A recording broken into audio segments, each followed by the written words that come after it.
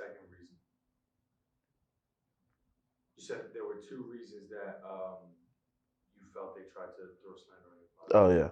So the second reason was also to discredit the idea that not the idea, but the fact that he was a prince. They didn't like that uh, he was of royal descent. They didn't like that he was so loved by the people, and that those two things together kind of created a very strong image for him. And so it created this kind of rough nature in a sense that they just tried their best to do everything to bring him down, and it never worked.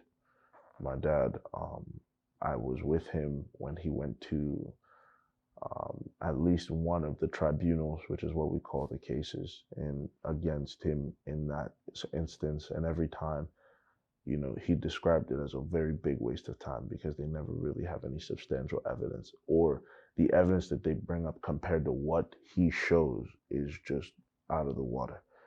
If I remember correctly, an article even said that, how can you say I stole? I believe they accused him of stealing 19 billion naira, which is a hefty couple $100 million. And he says, how can you say that I stole this much when I spent so much money on infrastructure? That's all, there and proven and shown. So really, the money that would be left over is significantly less, maybe about, 100, 200 million naira. Why would you not now say that I stole that instead of taking this big number that's easily unprovable because you wanted attention? You see someone, especially in today's nature where a lot of people don't do a lot of research on the headlines they read. If somebody's accused of stealing 19 billion, like if you wake up tomorrow and they say that Barack Obama has been accused of stealing $30 billion,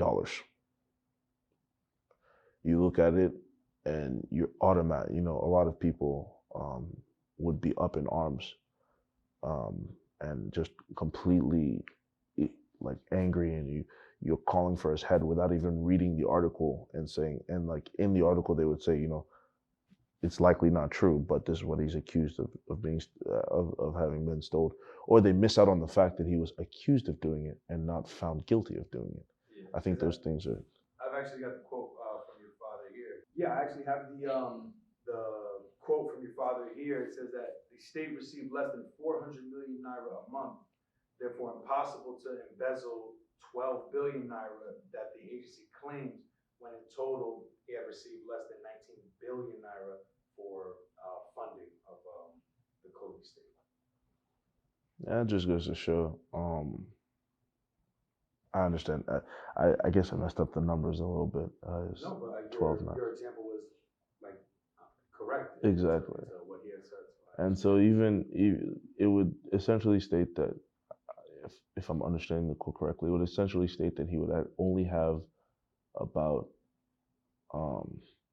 if he's accused of stealing 12 billion and there's 19 billion, he would only have about 7 billion for infrastructure and things of that nature. When with all the way more than that, so what they're accusing him of stealing, he would have to have been funded way more. Or he would have stolen the money and then given it right back to, roll his infrastructure out. And he was a very progressive governor of Kogi State. He actually was funny enough, he was the first and second executive governor technically, because in the formation of Kogi State in 1993, he was elected the first governor.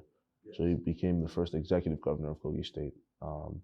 And then shortly after, he was elected in 1991, and in 1993, there was kind of a military takeover at the state level, because there was always a military head of state, but at the state level, there was a military takeover in which now all the governors were removed from office and military leaders were replacing.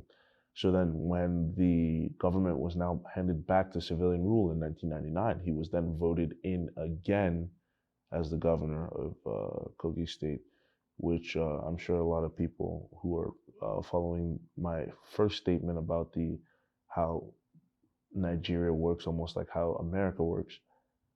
Politicians, governors, and presidents for sure. I'm not sure about senators and House of Representatives, but governors and presidents can only serve 2 terms as governor. And so I know Jacob mentioned that he served already 2 terms, but that was in 2 different governments. So technically, in the current government, he's only served 1 term, which made him eligible for the 2015 election, which would have been his 2nd term in the new government, his 3rd term total, but his 2nd term in the current government.